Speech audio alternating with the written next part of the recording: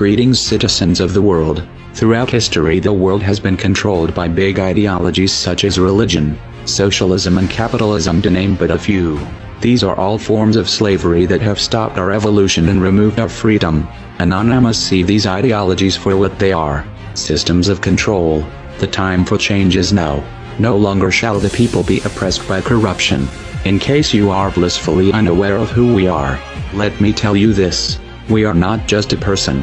As people die, we are an idea, and ideas are immortal. We are justice, and justice cannot be silenced. We are the ones governed by no law. We are the ones who do not beg for justice to take its course. We are the ones your parents warned you about. We are the voice of the silent in the eyes of the blind. We are Anonymous.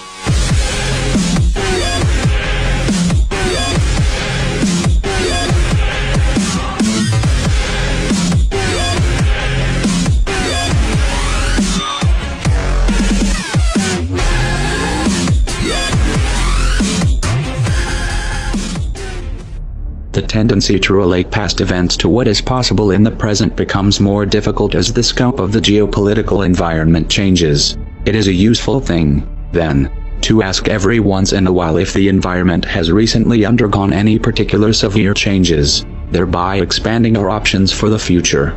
Terminology, let alone our means of exchanging information, has changed to such a degree that many essential discussions in today's communications age would be entirely incomprehensible to many 2 decades ago. As the social, political and technological environment has developed, some have already begun to explore new options, seizing new chances for digital activism, and more will soon join in. It is time for the rest of the world to understand why. Everywhere you look, the world is suffering. Wars of aggression, companies dumping toxic waste everywhere, governments supporting the poisoning of our water. 1/3 of the world goes hungry, while the other 2/3 throws away the third of their food. We are digging up all the coal and oil of our planet instead of researching renewable methods.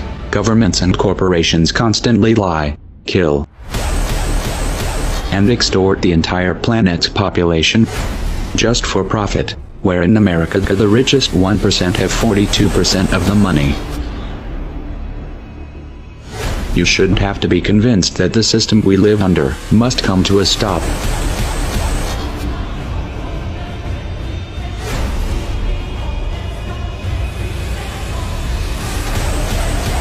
If you want to alter the course that we're on, there's only one way to do it.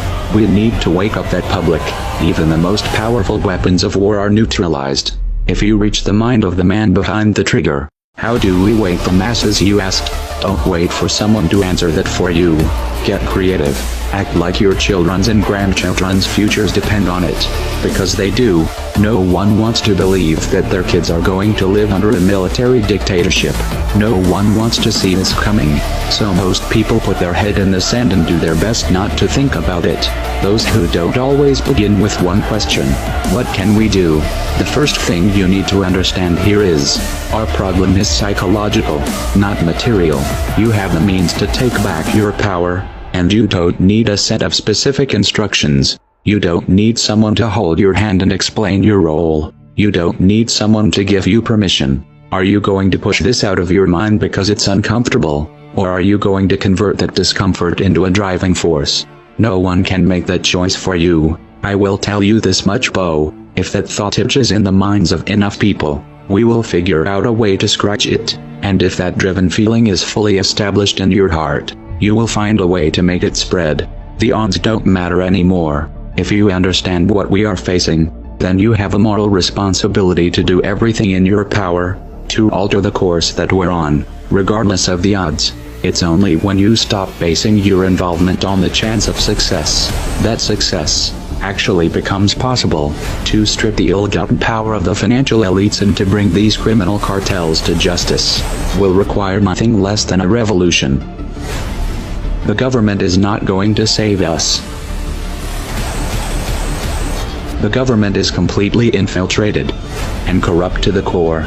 Looking to them for help is completely arrogant.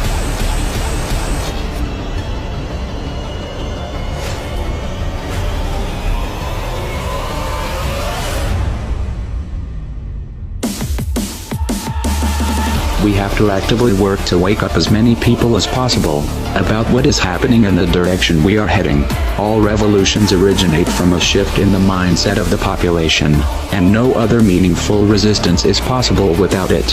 When an idea hits critical mass, it begins to spread on its own and spreads to all levels of society. We need more people in this fight.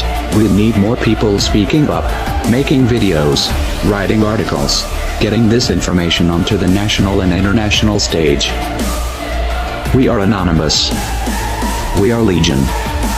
We do not forgive. We do not forget. Expect us.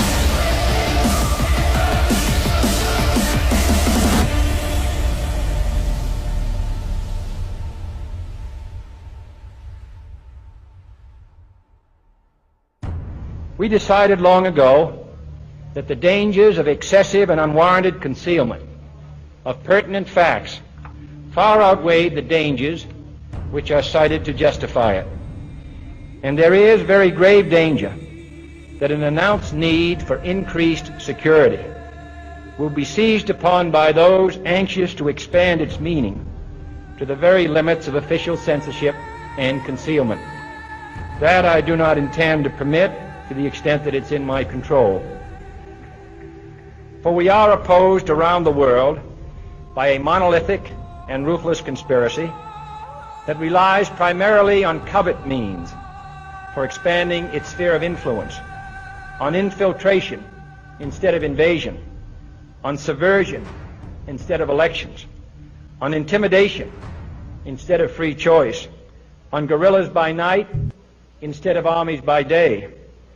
It is a system which has conscripted vast human and material resources into the building of a tightly knit, highly efficient machine that combines military, diplomatic, intelligence, economic, scientific, and political operations.